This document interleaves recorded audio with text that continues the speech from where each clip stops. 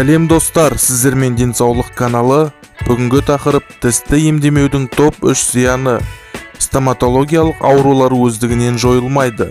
Олар тістердің түсуіне, созылмалы қабынуға, пародонт ауруларына әкеледі. Достар, каналға тіркеліп, пікір жазуды ұмытпаңыздар. Бірінші, тыныс алу жолдарының бұзылуы. Ауыз қуысында қабынудың тұрақты ошағы инфекцияның ауыз қуысына таралуын тудырады.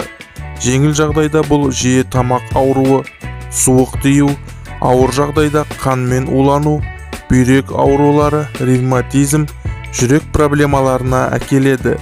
Егер бадамша бездер қорғаныс функциясын жеңе алмаса, инфекция төменгі тыныс жолдарына енеді.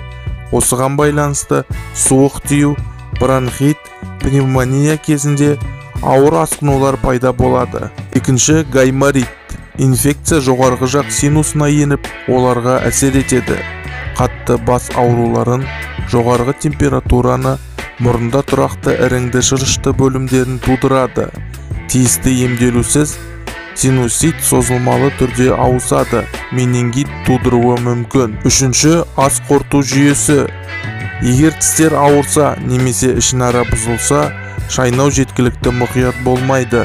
Тамақ асқазанға жеткілікті түрде ұсақталмайды, ал асқазан қосымша жүктемемен жұмыс істейді.